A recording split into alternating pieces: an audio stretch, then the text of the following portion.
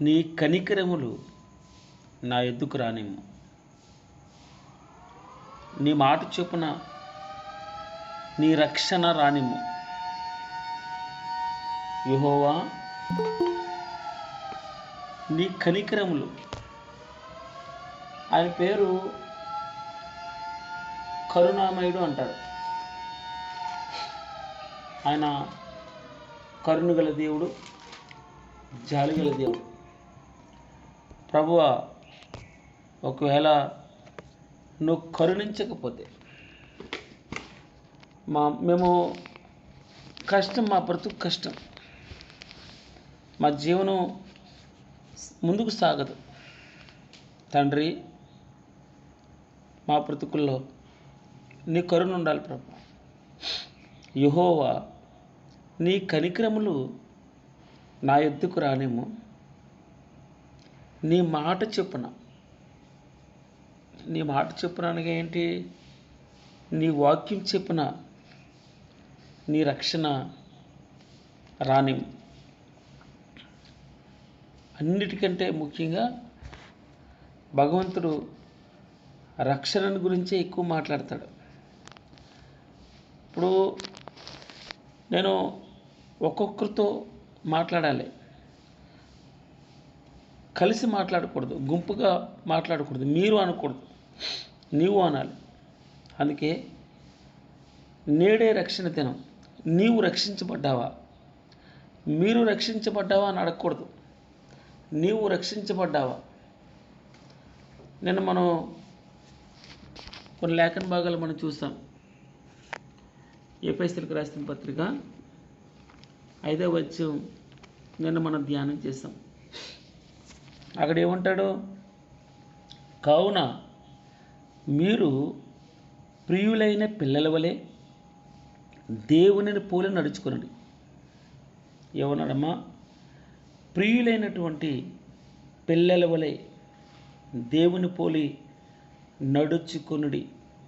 క్రీస్తు మిమ్మల్ని ప్రేమించి పరిమళ వాసనగా ఉండుటకు మన కొరకు తన్ను తాను దేవునికి అర్పణంగాను బలిగాను అప్పగించుకున్నాను. అలాగనే మీరు కూడా ప్రేమ కలిగి నడుచుకునండి అన్నాడు. మీలో చారత్వమే కానీ, ఏ విధమైన అపవిత్రతయే కానీ, లోభత్వమే కానీ వీటి పేరైనను ఎత్తకూడదు అన్నాడు. ఇదే పరిశుద్ధులకు తగినది. కానీ కృతజ్ఞత వచనమే మీరు ఉచ్చరింపాలి. మరియు మీరు బూతులైనను, పోకిరి మాటలైనను, సరసోక్తులైనను, లేదా వేలాకోల మాటలైనా, వెర్రి మాటలైనా మీరు ఉచ్చరింపకూడదు. ఒకవేళ మీరు అలా చేస్తే క్రీస్తు యొక్కయు దేవుని యొక్కయు రాజ్యమునకు హక్కుదారుడు కాదు అన్నాడు. ఆయన వాక్యం చొప్పున రక్షణ ఎలా వస్తుంది? ఆయన మాట చొప్పున, ఆయన మాట ద్వారా. వాక్యమే హృదయంలో కార్యం చేస్తుందమ్మా. ఒకవేళ మనకు రక్షణ లేకుండా మనం యేసుప్రభు వారి గురించి స్పష్టంగా అర్థం చేసుకోలేము. యేసుప్రభు వారి గురించి ఆయన శక్తి కూడా మనకి తెలియదు. ఆయనలా మనం మారలేం. యెహోవా, నీ కనికరములు నా ఎద్దుకు రానిమ్ము. నీ మాట చెప్పున నీ రక్షణ రానిమ్ము ప్రభువా. అప్పుడు నన్ను నిందించు వారికి నేను ఉత్తరమీయగలను. ఎలయనగా నీ మాట నమ్ముకుని ఉన్నాను ప్రభువా. చూడండి, నీ మాట చెప్పున రక్షణ రానిమ్ము అన్నాడు. ఇక్కడ నీ మాట నమ్ముకొని ఉన్నాను అనగా మన జీవితాల్లో వాక్యమేనండి. మన జీవితాల్లో రక్షణనిచ్చేది వాక్యమే. యెహోవా నీ కనికరములు నా ఎద్దుకు రానివ్వు. మనం మాట్లాడుకున్నాం, రక్షణ కార్యం ఇండిపెండెంట్గా ఉండాలి, ఇండివిజువల్. నువ్వు రక్షించబడ్డావా, రక్షణ పొందావా, నీ జీవితంలో వాక్యం కార్యం చేసింది, ఏ వాక్యం ద్వారా నువ్వు పట్టబడ్డావు, ఏ వాక్యం నీ హృదయాన్ని మార్చింది, ఆ రోజు గుర్తుందా? ఏ రోజున కన్నీరు కార్చావో, ఏ రోజున ప్రభువుని అంగీకరించావో, నీ సొంత రక్షకుడిగా ప్రభువుని అంగీకరించిన దినం మన జ్ఞాపకం ఉందా? యెహోవా నీ కనికరములు నా ఎద్దుకు రానిమ్ము ప్రభువా, నీ మాట చొప్పున నీ రక్షణ రానిమ్ము. అప్పుడు నన్ను నిందించే వారికి నేను ఉత్తరం ఇవ్వగలను. యాలయనగా నీ మాట నమ్ముకొని ఉన్నాను. మనం ఒక విధంగా ఆయన పట్ల విశ్వాసం, అచంచల విశ్వాసం ఉండాలి. అప్పుడే మనం ఆయన వాక్యాన్ని నమ్మగలం. 43వ వచనం, 119వ కీర్తన 43వ వచనం, నా నోట నుండి సత్యవాక్యమును ఏమాత్రమును తీసివేయకము ప్రభువా, నీ న్యాయ విధుల మీద నా ఆశ నిలిపి ఉన్నాను. నా నోట నుండి అనగా నా నోట్లో నుంచి ఏం రావాలి? సత్యవాక్యమే రావాలి. కృతజ్ఞత వచనమే మీరు ఉచ్చరింపాలి. మీ నోట బూతులైనను, సరశోక్తులైనను, వెర్రి మాటలైనను,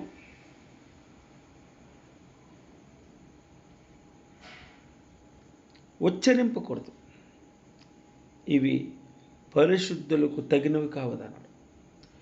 నీకు తగినట్టు, నీకే కదా భగవంతునికి తగినట్టు మనం ప్రవర్తించాలి.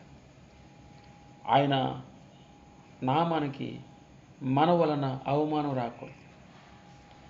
అందుకే మన నోట్లో నుంచి కృతజ్ఞత వచనమే రావాలి, అనగా సత్యవాక్యం ఏమాత్రము తీసివేయి. ఎప్పుడు నేను మాట్లాడినా నీ వాక్య పలుకులే రావాలి.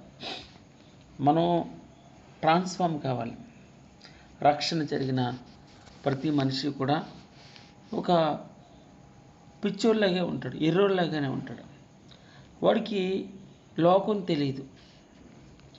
ప్రేమ అందరినీ నమ్ముతుంది, ఎర్రోళ్ళ పిచ్చోళ్ళ. ప్రేమ తాలుకుంటుంది. ప్రేమ రేపు వాడు సిలివేస్తాడు, ఆయన వాడితో పాటు రొట్టె విరుస్తాడు, వాడితో పాటు బలలో పాలు పొందుతాడు. దేవుడు రేపు సిలువేస్తాడు, సిలువు కప్ చెప్తున్నాడు, ఆయన స్నేహితుడా అని పిలుస్తున్నాడు. స్నేహితుడా ముద్దు పెట్టుకున్నాడు. యోధా, స్నేహితుడా నీ చేయి వచ్చింది, త్వరగా చేసే.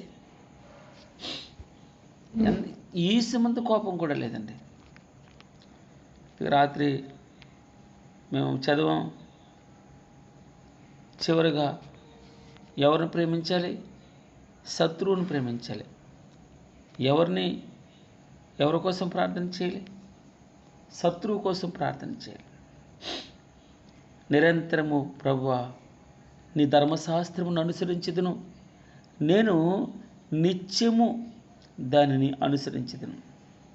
నిరంతరము నీ వాక్యమును అనుసరిస్తాను. వినడం ఒకటే కాదు, విని విడిచిపెట్టను ప్రభువా. నిరంతరము ఎల్లప్పుడూ నీ ధర్మశాస్త్రము, నీ వాక్యమును అనుసరించుదును. నేను నిత్యము ఎల్లప్పుడూ దానిని అనుసరిస్తాను ప్రభువా. నేను నీ ఉపదేశములను వెతుకువాను, నీ వాక్యమును వెతుకుతాను ప్రభువా. నేను వాడు చిన్నోడా పెద్దోడా వాక్యం చెప్పేటప్పుడు,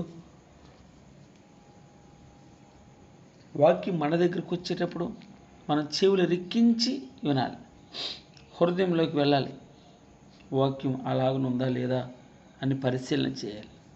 మనమంతా బేరీజ్ వేసుకోవాలి. అందుకే మీరు దేవుని పిల్లలై ఉన్నారు. ఎడమ వైపుని దేవుని పిల్లలకు ఉన్న దేవునికి ఉన్న లక్షణాలు ఏంటి? కుడివైపున నాకున్నటువంటి ఆ యొక్క లక్షణాలు ఏంటి? రెండు బేరీజ్ వేసుకోగలమా? కంపారిజన్ దొరుకుతుందా? ఈక్వల్గా ఉంటుందా? మనం ఎక్కడున్నావు? ఆయన త్రాచులో తూచేటప్పుడు నువ్వు ఎక్కడున్నావు? ఆయన పుస్తకపు చెట్లు మంచివి కానీ చెడ్డవి కానీ అవి ఆయన ఎదుట ఉంచబడతాయి. ఆయన న్యాయపీఠ మీద కూర్చున్నప్పుడు ఆయన అడిగే ప్రతి ప్రశ్నకి నేను సమాధానం చెప్పగలగాలి. ఆయన పీఠ మీద ఆసీనుడైనాడు. నిన్ను త్రాచులో తూచుతాడు. అప్పుడు నువ్వు తేలికైపోకూడదు. మనం బరువుగా ఉండాలి. బరువుగా ఉండాలంటే ఆయనలో ఉండాలి. మనల్ని ఎవరితో సరిచూస్తాడు? దేవునితోనే సరిచూస్తాడు. బాల నమ్మకమైన మంచి దాసుడా అని ఎవరితో చూచి చెప్తాడు? దేవునితోనే చూస్తాడు. దేవునితోనే తూచుతాడు. ఒక తక్కెడలో ఒకవైపున దేవుడు ఉంటాడు, ఒకవైపున నీవు ఉంటావు. మనం ఆయన తక్కెళ్ళలో తూచేటప్పుడు నువ్వు తేలిపోకూడదు. అయ్యో, అప్పుడు నువ్వు ఆయన నోట నుండి ఉమ్మవేయబడతావు. మనం ఉమ్మవేసే స్థితిలో ఉండకూడదు. అందుకే బలానమ్మకమైన మంచి దాసుడా అని ఆయన పేరు పెట్టి మనల్ని పిలవగలగాల. ఆయన ప్రభు మెచ్చుకున్నవాడు ధన్యుడు అండి. ప్రభు మెచ్చుకున్నవాడు ధన్యుడు. మనుషులు ఎప్పుడు మెచ్చుకుంటారు? ఏదో ఒక స్వార్థం ఉంటుందండి. స్వార్థం లేకుండా మనుషులు నిన్ను మెచ్చుకోరు. మనుషులు మెచ్చుకుంటున్నారు అంటే అక్కడ నువ్వు ఇబ్బంది పడే పరిస్థితి ఏదో ఉంది. నేను ఊరికనే మనుషులు పైకి ఎక్కించరు. స్వార్థం ఉంటుంది, దాన్ని గమనించాలి. ప్రభు ఒక్కడే నమ్మదగినవాడు. ఆయన తప్ప మనుషులందరూ అన్నాడు. అందరూ పాపం చేసి నేను నీతిమంతుణ్ణి, నేనేం తప్పు చేశానని అనుకుంటాం. అందరూ పాపం చేసి దేవుడు అనుగ్రహించి మహిమను పొందలేకపోతున్నారు అన్నాడు. ప్రభువా 45వ వచనం 119వ కీర్తన 45వ వచనంలో నేను నీ ఉపదేశములను వెతుకుతాను. మనం బైబిల్ గ్రంథం తీసి వెతుకుతూ ఉంటాం, కంపేర్ చేస్తాం, దాన్ని రీసెర్చ్ చేస్తాం. నిర్బంధము లేక నడుచుకుందును. నేను నీ ఉపదేశములను వెతుకువను, నిర్బంధం లేక నడుచుకుందును అనగా మనం వాక్యం మనలో ఉంటే పాపం మనలో ఉండదు. ఆయన అదే చెప్తాడు. అయ్యా, ఆహా, నీ కట్టడలను నేను గైకొన్నట్లు నా ప్రవర్తన స్థిరపడిన నెంత మేలు. నీ ఎదుట నేను పాపం చేయకున్నట్లు ఏమన్నాడమ్మా? నేను నీ ఎదుట పాపము చేయకున్నట్లు నా హృదయంలో నీ వాక్యం ఉంచుకున్నాను ప్రభువా. యెహోవా, నీవే స్తోత్రమునందదగినవాడు. నీ కట్టడలను నాకు బోధించాలి ప్రభువా. నీ నోట నీవు సెలవిచ్చిన న్యాయ విధులన్నిటినీ నా పెదవులతో వివరిస్తాను తండ్రి. నీ ఆజ్ఞలను ధ్యానిస్తాను ప్రభువా. నీ త్రోవలను మన్నిస్తాను ప్రభువా. నీ కట్టడలను బట్టి హర్షిస్తాను ప్రభువా. తండ్రి, నీ వాక్యమును నేను మరువకి ఉంటాను తండ్రి. నీ ధర్మశాస్త్రమునందు ఆశ్చర్యమైన సంగతులు చూచినట్లు ప్రభువా నా కన్నులు తెరవాలి తండ్రి. నాయనా, నేను నీ ఉపదేశమును వెదికువాడును. నిర్బంధం లేకుండా ఏ మధ్యలో ఇంకా ఏ పాపం ఉండదు, ఏ బంధకం ఉండదు. అన్నిటినీ ఆయన తొలగిస్తాడు. వ్యర్థమైన వాటిని చూడకుండా నా కనులు త్రిపివేయం ప్రభా. నీ మార్గంలో నడుచుకున్నట్టుకు నన్ను బ్రతికించుతాను. చాలు ప్రభా. సిగ్గుపడక రాజుల ఎదుట నీ శాసనములను గురించి నేను మాట్లాడుతాను. 46వ వచనం. సిగ్గుపడక రాజుల ఎదుట నీ శాసనములను గురించి నేను మాట్లాడతాను ప్రభా. నీ శాసనం అనగా వాక్యముల గురించి ఎవరైనా రాజుల దగ్గర నేను మాట్లాడతాను. నేను ఏమాత్రం సిగ్గుపడను. ఎందుకో తెలుసా ప్రభా? నీ శక్తి నాకు తెలుసు, నీ బలం నాకు తెలుసు నాయన. నీ యొక్క ఉన్నతమైనటువంటి ప్రేమ నాకు తెలుసు. కనుక నేను ఎక్కడైనా నిన్ను గురించి మాట్లాడతాను. నాకు చాలా ఇష్టం. నేను ఎక్కడికి వెళ్ళినా కూడా పెద్ద బైబిల్ పట్టుకెళ్తాను. ఎక్కడికి వెళ్ళినా బైబిల్ లేకుండా ఏ ప్రయాణం చేయనండి. దీంట్లో చిన్న ఎవరేమనుకున్నా పర్వాలేదు నాకు. నేను నా దేవుని గురించి సిగ్గుపడను. చాలామందికి బైబిల్ బ్యాగుల్లో పెట్టుకుని వస్తారు, మడత పెడతారు. చాలామంది బైబిల్లో పేపర్లో చుట్టుకుని పట్టుకొస్తారు. నువ్వు ఆయనను ఎరుగునంటే నిన్ను ఎరుగునంటాడు ఆయన. ఆయన దగ్గరికి నువ్వు వస్తే నీ దగ్గరికి ఆయన వస్తాడు. ఆయన పని నువ్వు చేస్తే నీ పని ఆయన చేస్తాడు. నువ్వు అనుకుంటావు, నువ్వు సిగ్గుపడతావు.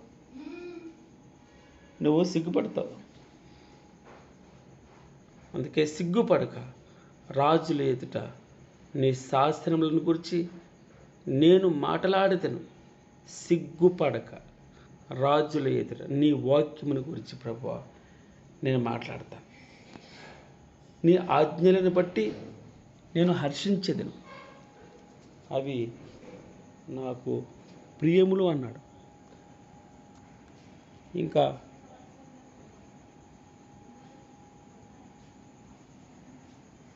ఇంకా ఏమంటాడంటే, సిగ్గుపడక రాజుల ఎదుట నీ వాక్యమును గురించి నేను మాట్లాడతాను. మనకు అవకాశం దొరికినప్పుడు సాక్ష్యం చెప్పడానికి ఎప్పుడు భయపడకూడదండి. మనం తప్పు చేయట్లేదు, మనం మంచిగా చెప్తున్నాం.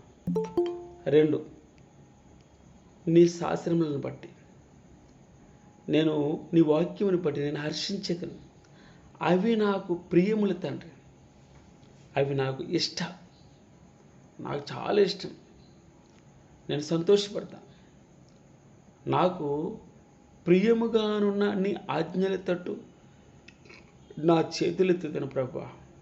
నీ కట్టడలను నేను ధ్యానించుదును. జాయిన్ అన్నాడు. జాయిన్ అనగా 49వ వచనంలో ఈ మాట వ్రాయబడి ఉంటుంది. ఇక్కడ మనం ఆలోచన చేస్తే 41వ వచనం వావ్ అని మొదలుపెట్టాం, జాయిన్ అని ముగించాం. యెహోవా నీ కనికరములు నా యొద్దకు రానిము, నీ మాట చొప్పున నీ రక్షణ రానిము. అప్పుడు నన్ను నిందించు వారికి నేను ఉత్తరం ఇవ్వగలను. యాలయనగా నీ మాట నమ్ముకొని ఉన్నాను, నీ వాక్యాన్ని నమ్ముకొని ఉన్నాను. నా నోట ప్రభువా, నా నోట నుండి సత్యవాక్యమును ఏమాత్రమును తీసివేయకము. నీ పరిశుద్ధాత్మ సహాయం నాకు ఉంచి ప్రభువా. నేను న్యాయ విధుల మీద నా ఆశ నిలిపి ఉన్నాను, నీ వాక్యం మీద నేను ఆశ పెట్టుకున్నాను ప్రభువా. నిరంతరము నీ ధర్మశాస్త్రమును అనుసరిస్తాను తండ్రి, నీ వాక్యమును అనుసరిస్తాను. నేను నిత్యము దానిని అనుసరిస్తాను. నేను నీ ఉపదేశములను అనగా వాక్యమును వెదుకువాడును. నిర్బంధం లేకుండా నడుచుకుంటాను, స్వేచ్ఛగా నడుచుకుంటాను. అనగా పాపం లేకుండా నడుచుకుంటాను. నువ్వు పాపం చేస్తే సిగ్గుపడతావండి. నువ్వు పాపం చేస్తే భయం వేస్తుంది. నీ తప్పులు దొరికిపోతాయి. ఒక రోజుని నేను బాప్తిసం తీసుకున్న ఒక 4 నెలలకి మరలా సినిమా హాల్ దగ్గర కనపడ్డాను. అప్పుడు నా సహోదరుడు ఒక అతను అన్నాడు, అతను కూడా సినిమాకి వచ్చాడు. ఇప్పటిది కాదు నేను చెప్పేది, 1994వ సంవత్సరంలో. అప్పుడు నా సహోదరుడు అన్నాడు, ఒరే క్రైస్తవులు సినిమా చూడకూడదన్నారు కదా, నువ్వేంటి సినిమా హాల్ దగ్గరికి వచ్చావు? అప్పుడు నిజంగా మనం మారు మనసు పొందానండి. నేను మారు మనసు పొందాను. అయ్యో ప్రభువా, నేను మరలా సిలువ వేస్తున్నానా? మరలా నేను పాపంలో పడిపోయినా? మరలా నేను అపవిత్రత అంటించుకున్నానా? తండ్రి తాను రక్షించబడ్డాడు. ఒక 2-3 నెలలకి తాను రక్షించబడి అద్భుతంగా ఇప్పుడు దక్షిణాఫ్రికాలో తను ఒక అద్భుతమైన సువార్థికుడిగా ఉన్నాడు. మీరు నమ్మండి, పరిశుద్ధాత్మ దేవుడు మనల్ని గైడ్ చేస్తాడు. మన పాపం చేయడానికి ఇష్టపడి మన బలహీనలు ఉండి, అవును, మన బలహీనతలన్నీ కొట్టివేస్తాడు ఆయన. మనం సిగ్గుపడక నిర్బంధం లేక నడుచుకుంటాం మనం. నిర్బంధం లేకుండా అనగా పాపం లేకుండా ఇంకే బంధకాలు ఉండవు మనకి. మన పాపం లేకుండా నడుచుకుంటాం. కొన్నిసార్లు మనం ఆరాధన చేసేటప్పుడు లేదా పాటలు పాడేటప్పుడు మనం అందులో ఉన్నటువంటి మర్మాన్ని గ్రహించకుండా పాట పాడతాం. బాప్తిస్మాలు కూడా చాలామంది ఉద్రేకంతో, చాలామంది ఎవరో తీసుకున్నారని నేను తీసుకోవడం అలాగని కాదు. నిజంగా మన మనసులో నేను రక్షించబడాలి. రక్షణ అనేది ఇండిపెండెంట్గా వ్యక్తిగతంగా జరిగే కార్యం. రక్షణ గుంపులో జరిగేది కాదు. మీ ఇంట్లో మీ అమ్మ రక్షించబడితే నువ్వు రక్షించబడినట్టు కాదు. నీ భర్త రక్షింపబడితే భార్య రక్షించబడినట్టు కాదు. రాబట్టబడవచ్చును అన్నాడు. భార్య యొక్క మంచి స్థితిని బట్టి భర్త రాబడతాడు. భర్త యొక్క మంచి స్థితిని బట్టి భార్య రాబట్టబడవచ్చును. కానీ ఇండిపెండెంట్గా జరగల కార్యం, హృదయంలో జరగవలసిన కార్యం. అందుకే భగవంతుడు ఈ ఒక ఉదయకాలన సిగ్గుపడక రాజుల ఎదుట నీ శాసనములను గూర్చి, వాక్యమును గూర్చి నేను మాట్లాడతాను ప్రభా. నీ వాక్యమును బట్టి నేను హర్షించేదని సంతోషిస్తాను. అవి నాకు ప్రియములు ప్రభా. అనగా మనం చూస్తూ ఉన్నాం వాక్యములు నా గొప్పతనం ఏంటని. ఆయన వాక్యమే మరే విధంగా ఏమీ లేదు. అందుకే నీ చేతులు నన్ను నిర్మించి నాకు చూపు ఏర్పరిచాయి ప్రభా. నేను నీ ఆజ్ఞలను నేర్చుకున్నట్లు నాకు బుద్ధి దయచేయి ప్రభా. నీ వాక్యం మీద నేను ఆశ పెట్టుకొని ఉన్నాను. నీ యందు భయభక్తులు గలవారు నన్ను చూసి సంతోషిస్తారు. దేవుని నామమునకు మహిమ కలుగును గాక. భగవంతుడు ఈ రోజున నీతో నాతో ఆయన మాట్లాడుతున్నారు. నీ కనికరములు నా ఎద్దుకు రానేమో. ఆయన కనికరములు మన ఎద్దుకు వస్తే ఆయన మాట చెప్పున రక్షణ నా దగ్గరికి వస్తుంది. నీ మాట చెప్పున నీ రక్షణ నా ఎద్దుకు రానేమో ప్రభా. నీ వాక్యం రావాలి. నీ వాక్యం వస్తే రక్షణ వస్తుంది. అందుకే ఎవరు హృదయాల్లో వాక్యం ఎక్కువగా ఉంటే, బైబిల్ ఎవరు ఎక్కువ బాగా చదువుతున్నారో, బైబిల్తో ఎవరు ఎక్కువ లీనమవుతున్నారో, ఎవరు మమేకం అవుతున్నారో వారి హృదయాల్లో రక్షణ ఉంటుంది. వారి జీవితంలో రక్షణ ఉంటుంది. పాపం ఏలనవదు. పాపం ధరించారు. నువ్వు ఫీడింగ్ ఇవ్వాలి. ఆ ఫీడింగ్ అనేది ఓన్లీ వాక్యం, ఆత్మీయ ఆహారం. అనగా వాక్యానికి మించింది లేదు. వాక్యం తర్వాత ఏదైనా. మన జీవితాల్లో, మన సంఘాల్లో వాక్యం ఎక్కువగా ఉండాలి. పాటలు తక్కువగా ఉండాలి. వేరేది ఏదైనా తక్కువగా ఉండాలి. వాక్యం ఎక్కువగా ఉండాలి. ఒక 5 నిమిషాలు వాక్యం ఎక్కువ చెప్తే విసిగిపోకూడదు. టైం చూడకూడదు. చర్చిలో నువ్వు వాచ్ చూస్తున్నావా? నువ్వు తప్పు చేస్తున్నట్టు, పాపంలో పడడానికి నువ్వు ఇష్టపడుతున్నట్టు. వాక్యం అంటే ప్రేమించట్లేదు అన్నట్టు. అనగా వాక్యానికి సమయం ఉండదండి. నువ్వు ఇష్టమైనది ఎంతైనా అన్లిమిటెడ్గా తింటాం మనం.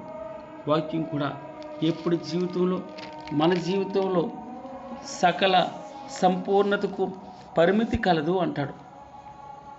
కానీ నీ వాక్యానికి అపరిమితమైంది ప్రభు. నీ ధర్మశాస్త్రం అపరిమితమైనది. వాక్యము అపరిమితమైనది ప్రభువా. నీ వాక్యం వెల్లడి అగుడుతోడనే వెలుగు కలుగుతుందంట. అవి తెలియలేని వారికి తెలివి కలిగిస్తుంది.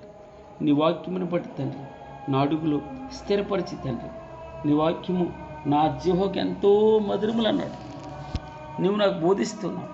నీ న్యాయ విధులు నుండి నేను తొలగకి ఉన్నాను. నీ వాక్యములు నా జీవోకు అనగా నా నాలుకకు ఎంతో మధురములు తండ్రి. అవి నా నోటికి తేనె కంటే తీపిగా ఉన్నాయి. నీ ఉపదేశం వలన నాకు వివేకం కలిగును, తప్పు మార్గములన్నీ నాకు అసహ్యములాయను అంటాడు. నీ వాక్యం ప్రభువా నా జీవకు, నా నాలుకకు, నేను నా వాక్యంతో, నా నాలుగుతో వాక్యం పలుకుతూ ఉంటే ప్రభువా ఎంత సంతోషంగా ఉంటుంది. నీవిచ్చిన వాక్యమును నేను ధ్యానించుట 148వ వచనంలో మాట మనం చూస్తాం. ప్రభువా నీవిచ్చిన వాక్యమును నేను ధ్యానించుటకే నా కన్నులు రాత్రి జాములు కాకమునిపే తెరుచుకుంటూ ఉన్నాయట. స్తోత్రం. ఎవరు లేవనక్కర్లేదు, ఎవరు లేపనవసరం లేదు. దానంతట అవే రాత్రి జాములు ఇంకా కాకముందే తెల్లవారుజామునే ప్రభువా నీ వాక్యమును ధ్యానించడానికి నా కనులు తెరుస్తూ ఉన్నాయి ప్రభువా. నీ వాక్యములు నా జీహోకు అనగా నా నాలుకకు ఎంతో మధురములు తండ్రి. అవి నా నోటికి తేనె కంటే తీపిగా ఉన్నాయి. నీ ఉపదేశం వలన నాకు వివేకం కలుగుతుంది తండ్రి. నీ వాక్యము నా పాదములకు దీపమును, నా త్రోవకు వెలుగునైనది. స్తోత్రం ప్రభు. పరిశుద్ధుడా, నీకు వందనాలు. ఉదయకాలనే వారికి వాక్యానుసారంగా మనం ఆరాధన చేసేవారు బద్దులమైన ఆయన వాక్యం చాలా గొప్పదమ్మా. ఆయన వాక్యాన్ని నువ్వు ఎన్నిసార్లైనా ధ్యానించవచ్చు. నీ వాక్యం ప్రభువా నన్ను బ్రతికించి ఉన్నది. నా బాధలో అదే నాకు నెమ్మది కలిగించుచున్నది అంటాడు. వాక్యానికి ఉన్న గొప్పతనం 119వ కీర్తనలో వాక్యాన్ని ఎంత ప్రొజెక్ట్ చేస్తాడు, వాక్యం గురించి ఎంత అద్భుతంగా వివరిస్తాడు.